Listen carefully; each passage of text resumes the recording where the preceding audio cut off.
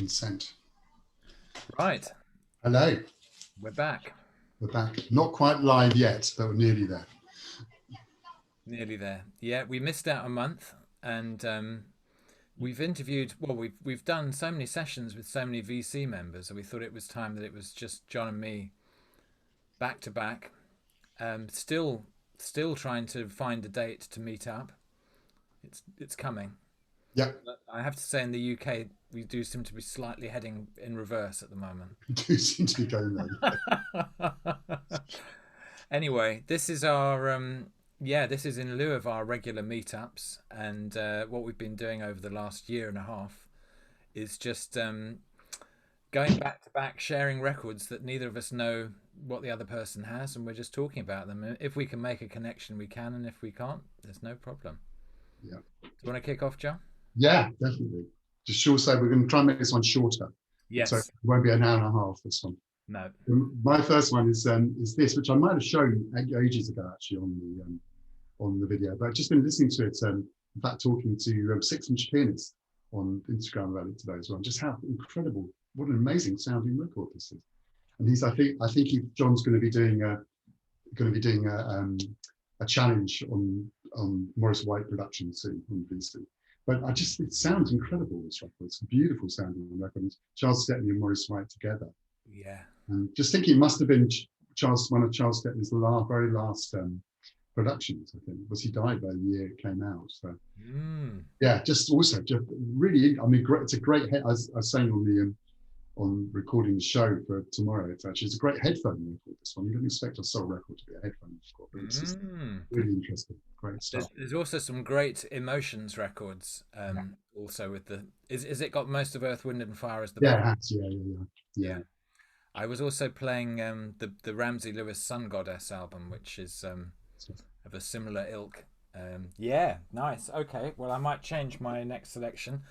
So, I mean, one of the things that has happened since we last made a video is we can go into record shops, and I discovered a new to me secondhand outlet called the Electric Tea Shop, which is just outside Faversham, and I went there on Bank Holiday Monday and was the only person kind of digging through records and just spent a glorious hour of just looking through really unusual records. Anyway, this is one of the ones I picked up. I'm going to share another. This is the Atlanta-based band called Brick, who they produced a kind of a sound which they described, I think, as soulful disco jazz. There's one of them, Jimmy Lord Brown, who as well as being the vocalist, plays the sax, the flute, the trombone, and the trumpet. And there's a track called Brick City where he takes a solo on all of them. This album is known, I guess, for the track called Dazz, D-A-Z-Z, but there's a really nice jazzy vibe throughout, and I think by the cover you get a sense of what one of the influences for this might be. It's called Good High, and just an album you don't see in the UK, and just it was nice to pick it up. One of the 70s or 80s kind of radio DJs used to play that. It might have been Greg Edwards, actually. I can't remember which one it was. This was a recommendation. I can't remember for the life of me who recommended it to me. It was either on Instagram or on YouTube or somewhere, actually, a few weeks ago. And I managed to get a sealed copy of this from the States without getting whacked with any import duty. Very good price. And it's a guy called Walter Heath, who only made one record on Buddha, produced by somebody called Louis Shelton, who other credits seem to include the Partridge Family, which but it's a great record with all the usual kind of West Coast crew on it: Wilton Felder, Ed Green, arranged by Gene Page. And it's a very nice soulful record. It's kind of it's almost got a kind of slightly edgy, edgier, almost like an East Coast sound to it as well. And it's got and a lot of the lyrics are very kind of conscious, flat power kind of lyrics. And it's called You Know You're Wrong, Don't You, Brother? And it's a really nice record, actually. It sounds fantastic. And so whoever it is, thank you very much. And if you're watching, remind me who you are, because I'm very grateful. It's a really good record. Great. So you may know that John and I are both now have radio shows on Radio Rootstock, which is a Faversham-based station that also broadcasts on the internet around the world. And the DJs for the month of May all chose an album, which was their album of the month. And one of the DJs shared this album,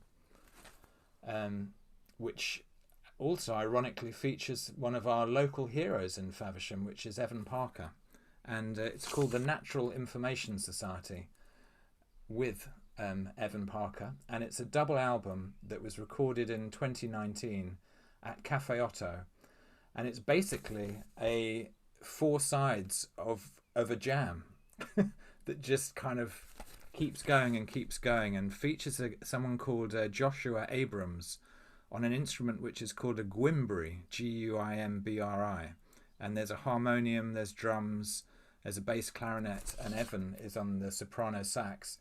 And I haven't really heard Evan in groove mode before, but there's a really solid groove going, and he's just doing some incredible sort of circular breathing.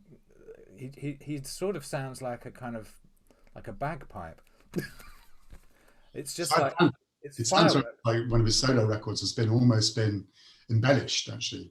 He solo, and he circular breathes over the first 2 sides completely, basically. Yeah. I mean, it's one of those. I was actually listening to it when it came on the radio. I was listening in the bath, and sometimes a track just absolutely, it stops you dead in your tracks.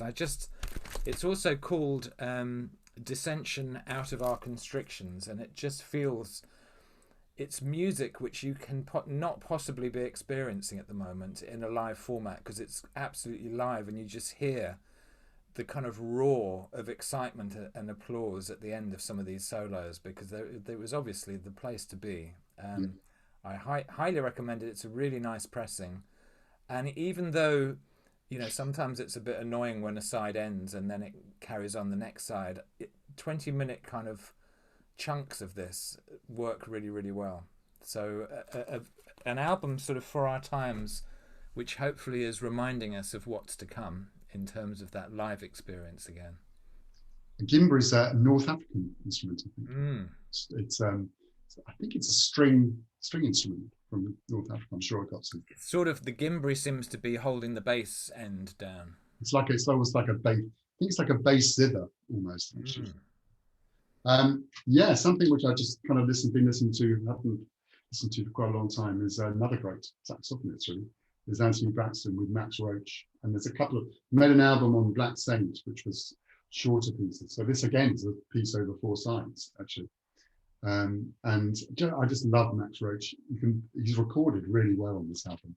And it just sounds, considering, his background, and he came right back from playing with Charlie Parker and before that, actually. And it's just a really very, very compelling record, actually. And Braxton plays everything on here. He plays alto, soprano, sopranino, contrabass, clarinet, flute, and just about everything under the sun on it. And also there's a lot of tuned percussion that Max Roach plays as well. And it's on Hat Up Records, who did some they put some great records out, really nicely done in the late 70s and early 80s. And is it Anthony Braxton compositions? It's mostly, I think it's nearly all improvisation, actually. The odd theme kind of drifts in and out, but it's very different to Anthony's own stuff. Okay. Just nowhere near, it doesn't sound anywhere near as mathematical, if you like. It sounds very organic, music. Yeah, and they made a couple of records and performed together for quite a few months, I think. Yeah. So it's called 1 in 2, 2 in 1. It's on Hat Hut. Quite difficult to find now, unfortunately. The next one for me is an EP, and I actually got this back in January. I don't think I have shared it, but I was watching. We have this music show called Later, which is kind of really the only live music show that's left for the adults. And it's in a bit of a weird shape at the moment because there's no audience, and they've got different guest artist curators. They had Joan Armatrading yesterday. I'm not sure whether this was her selection, but it happened. This band Gabriels were filmed live, and I got their EP. I think it came out either at the beginning of the year or the end of last year, and this is, I guess it sort of reminds me of a little bit like a US version of Salt is really what I am thinking. There's some really lovely singing. In fact, seeing who the lead singer was, he looked like an even more camp version of Luther Vandross, actually, singing yesterday on the show. Great voice. What's the name of that guy who's got the 5 octave range, John, who I remember you're a big fan of? Soul singer. Oh, the one who sang with the Screaming Headless Torsos. Is that the guy? Dean Bowman. No. But anyway, this guy seems to have a range. They real nice use of strings, very nice recording. And this is a great EP, and it's called Love and Hate in Different Time. And that was the track that they played yesterday. Every track on the EP is arrestingly interesting to listen to. Yeah, highly recommended. Anybody who liked the SAULT albums, I think definitely check this out. Shutting down some applications here because you froze a bit on that last one. But, oh, did I? Okay. Hopefully it hasn't come through. I've been having a bit of clear out of kind of, I guess, 80s, 90s, what would be called new soul records and acid jazz records. But one that I didn't clear out, which I played, which sounded great. This is As One, which is Curtis Giorgio. Yeah, really sounded great, this record, actually. And this is just trying to, it's basically an album sample from the album Planetary Folklore. And it's just really interesting, nicely put together music, actually. Do you know As One, Mark? No, I don't. I'm just going to... Frozen complete. There is a bit of freezing. Yeah, it came out on Mowax. Both freezing. Yeah, and it just sounded really, really good. And so this one kept the cuts. And I think I haven't got the actual whole album, but it's this has got definitely the 3 best tracks on it. And it was called it's the Planetary Folklore album sampler, which is quite easy to find on Mowax. Okay, this is another find from the Electric Tea Shop, and this which really sounds like something out of a Pink Floyd, a very early Pink Floyd album. Yeah. This is some UK reggae from 1978, and signed by the band Merger, and it's called Armageddon Time. And the artwork is by a guy called Armit Francis, who I remember came and spoke on the university course that I did in the early 80s. He was a photographer, but also an artist. And we were doing a thing on Jamaican music and Rastafarianism at the time. Anyway, just the album, there's a very particular sort of strand of UK reggae from the late 70s, and it was just, you could go and see bands everywhere, you know, in universities, in sort of community centres, even some pubs. There was just a whole kind of scene of London-based reggae artists, and Merger were one of the ones that sort of, I guess, fitted a little bit more in the slightly more kind of jazzy side of town. They were a mix of musicians originally from Ghana and Jamaica, and I was just reading up on them, and apparently their first album, they were not followers of the Back to Africa Marcus Garvey movement, and so were slightly ostracised. And anyway, it was a bit of a trip down memory lane. I remember seeing them a couple of times, and yeah, just nice to find them. I remember Ahmed Francis, actually. I remember him meeting him he was often at meetings talking about kind of music industry stuff as well. He was a very articulate kind of guy. Yeah. And I think one of the interesting things about the reggae scene was there were quite a lot of Africans involved with it, as well as from the Caribbean. I think that made it quite distinctive, actually, that the African thing, sort of the Caribbean thing. Okay, I can't stay with reggae, but this is a record I've been playing a lot during lockdown. And this is my second copy of this, because I literally did wear out I know people talk about wearing a record out, but we did. I spent a year in Scotland in 1972, I think, or 71. Kind of, I was jokingly called it Fear and Loathing in Octorada, because it was kind of involved quite a lot of drug taking, but also got a lot of hard work as well. And this is John Mayall's Blues from Laurel Canyon, and he's just got a great feeling in this record. It was one of the first ones he made after kind of breaking up the more UK brassy sounding bands, and it has Mick Taylor on it, featured heavily on the whole record. And there's one beautiful track on here called First Time Alone, which features Mick Taylor and Peter Green together. Absolutely. Oh, cool. Really? Yeah, absolutely beautiful. But it's a great album. It's very, very, doesn't sound like any other John Mayall album. It doesn't sound like any other blues album, actually. It's got there's a little bit of a Canned Heat kind of influence there. And one of the tracks is called The Bear, which is dedicated to, is it Henry Vesti? Was that the guitarist in Canned Heat? I can't remember his name. But it's a mellow blues record. Some fantastic guitar playing and some really good songs on it, actually. So yeah, this is my second copy. Well, I'd say Mick Taylor and Peter Green are definitely in my definitely top 5, if not top 3 UK guitarists for sure. Well, I'm going back to 1971, and I'm sure this has been shown millions of times on the VC, but I've never had a copy. And again, good old Electric Tea Room came through with an original first, UK pressing on the Track record label of what is, well, I think probably is the Who's best album, certainly the most innovative in terms of the use of synth, particularly on Won't Get Fooled Again and Barbara O'Reilly, and a great cover actually as well. I was reading a book by David Hepworth earlier this year, and which was all about 1971, and it just reminded me to recheck out this album, which bizarrely, although I knew it well, I never actually had a copy, and so I've been hunting it down, and it doesn't seem to have been reissued. So it was really the only way to find it was an old copy, and to find a first edition was fantastic actually. It sounds brilliant. It's my favourite.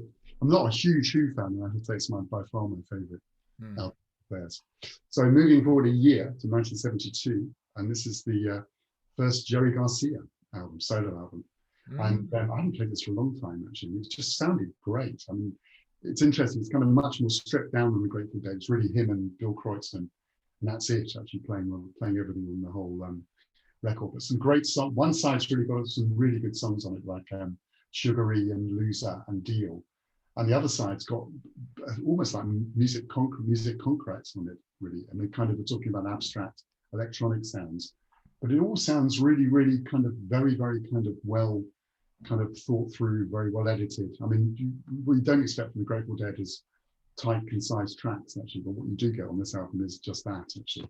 Yeah, and it sounded really good, actually. I must have played it possibly for many, many years, but it really sounded like a great record. And the songs, of course, a lot of the songs actually ended up being very much incorporated into the Dead kind of set list. Also has Birdsong on it as well, which is so it's packed with really good songs, and great sounding record as well. Nice.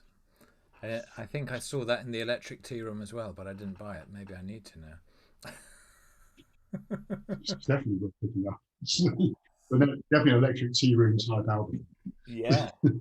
Well, this is an album from a band that I am absolutely convinced I saw at the Roundhouse in the 70s. They're called American Gypsy, and were, I think, originally came from the States, but set up shop in Holland, particularly I think Amsterdam, and as far as I know only released this one record, which has got a I think I'm not there's definitely some rare groove classics on here, but it's just an interesting, well, very nicely recorded mid to late 70s soul funk rock album, I guess. And I definitely remember seeing these guys, and this has just been reissued, numbered copies on Music on Vinyl, and some great tunes on here. It's quite varied. the lead singer sounds very much like a kind of cross between Sly Stone and Gil Scott-Heron. So it's that kind of laconic. Good sound. Yeah, which is a great sound, and he sounds like he's virtually got the mic down his throat. It's so kind of closely mic'd, but some nice playing, and a very nice pressing as well. And I think it's not been around for quite a long time. So American Gypsy, it's called Angel Eyes. I think this music on vinyl pressings is really good. Actually, I don't get much. I don't seem to get much praise, but no, great to me. So I continue my exploration of the world's most obscure band, the Tedeschi Trucks Band. And now have all their studio albums. This is the last one I picked up, which is Big Up Month.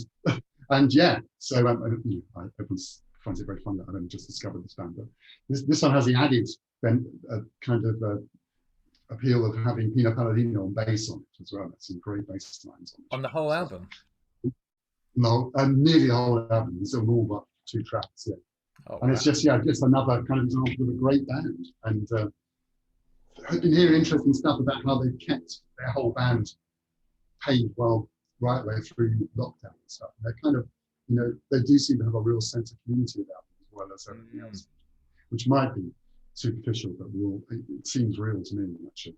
Yeah, and just another range of fantastic songs. I mean, particularly the song "Idle Wind" on here is absolutely terrific stuff actually. So now I have all of the Tedeschi Trucks Alive studio records. Right. Okay, this is the last album then. Yes. Yeah. So John and I have been going through a sort of discovery also around a certain bunch of musicians that include Sam Gendel, Sam Wilkes, Blake Mills, and there's a number of albums, about 3 of which that I've picked up. Still waiting for the Pino Palladino, Blake Mills to be reissued on vinyl, but this is from, I think it was from last year. This is Sam Gendel, who is basically playing affected sax, and Sam Wilkes on doing looped bass, and it's just the 2 of them playing live. But it's really, I don't know, I just find this really refreshing new kind of directions in terms of what jazz could be, and I think all the music that they're doing is worth checking out, and it's just been really, it's exciting when you discover some musicians who are genuinely doing something that's different. So yeah, I'm not sure if I've seen, I haven't been watching a huge amount of videos, but I don't think I've been seeing anyone sharing any of their music, but a rich seam to mine. Very rich seam. People with huge kind of, like a big hinterland around what they do. Everything from, Blake Mills particularly, plays with everybody from kind of Bob Dylan through to Chris Day. That's a pretty wide roof. And yeah, very interesting, lots of different influences on there. So I realized actually last time I listened to that album, Sam Gendel reminds me a little bit in his approach of John Hassell, actually. Got slightly kind of similar kind of sound. Obviously he's playing a different instrument, but in a way that kind of the way he treats his saxophone sounds a little bit like John Hassell looks at his trumpet as well. Which is great stuff. I still haven't got my vinyl copy of that. It's still waiting for it. Actually. It's taken quite a long time. Is this the eBay one? Yeah, 17 quid. It's worth waiting. Yeah. You do a book? Yeah, I've just remembered the book I was going to show is upstairs, but I can show a book that's just behind me. Okay. My book, I've just started this, in fact, thanks to Sparkle Jack, who's one of the DJs on Rootstock, actually, for a recommend. This is called Topeka School, and it's by Ben Lerner, and it's a novel. It's just fantastic. People are saying it kind of almost redefines what a novel is, and it's just incredibly. I'm about a third of the way through it. It's just ridiculously immersive, actually. Incredibly, the descriptions of relationships and settings and scenes are just extraordinary. Actually, really, really interesting writer. Actually, and people saying hi, and it's been issued by Granta, and it's available in the UK and in the States. I think actually. Right. Well, I haven't actually read this book, but I've read 2 other books, or I'm midway through the second. This is Alan Watts, who is a philosopher, thinker. He sort of died, I think, in the mid-70s, and was quite a big figure in the kind of counterculture of the late 60s. I think he wrote a book when he was 18, sort of about Zen Buddhism, that was quite popular. See, an incredibly wise character, and somebody who absolutely never wanted to be thought of as a guru, but has a lot of very interesting information to impart. And yeah, just really worth kind of digging into his books, which are all very cheap and easily available online. And yeah, it's just been very refreshing to recognize that there are great thinkers around still. Yeah, so Wisdom of Insecurity, a message for our age of anxiety. And this was, I think, written in something like 1951. We're very much in the age of anxiety now, so very prescient, and a lot of things that he says really resonate today. It was interesting when I worked in the bookshop in the late 70s. People were saying then it's amazing that something written in the 50s had resonance in the 70s. And it's now moving now 50 years on, and it still has resonance. Actually, yeah, 60 years on, 70 years on. Yeah, it's incredible. Yeah, really, I mean, yeah, obviously, I think kind of underrated a bit. I think he was seen as a bit of a popular, almost like a kind of pot boiler kind of writer, really, when he's actually much more interesting. He writes very well as well. He writes very well, and he also, you know, he doesn't get lost in jargon and complex language. He translates complex ideas in a way that most people can understand them, which I think that's pretty wise. And TV and film wise, very boring really. Mayor of Easttown actually is absolutely fantastic. I mean, certainly in the UK, it's become a real hit. Very surprising. Feels like a really. I mean, I had not quite the end of it yet, so no plot spoilers. Thank you, anybody. But yeah, really just fantastic series. Mayor of Easttown.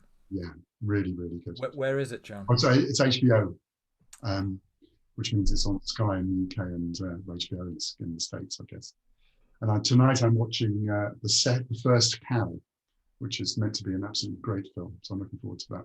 Ah, well, I'm watching again both series of Succession with my younger daughter, who now is really into it. Yeah. So that's what we're watching.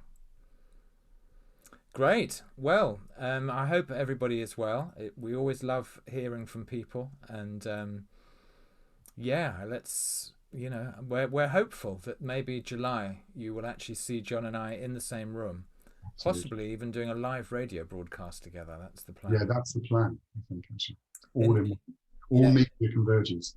Yeah. In the meantime, I will stick a link to both our regular shows underneath this video, and stay well. Yeah. Lots of love to everybody. Yeah. Bye. Mm-hmm.